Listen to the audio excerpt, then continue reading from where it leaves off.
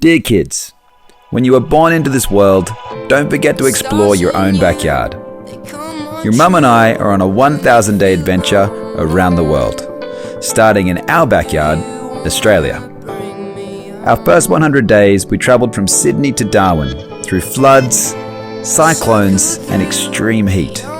We met some of the craziest and most inspiring people you can imagine, and travelled across terrain that was so beautiful, it was hard to believe it was real.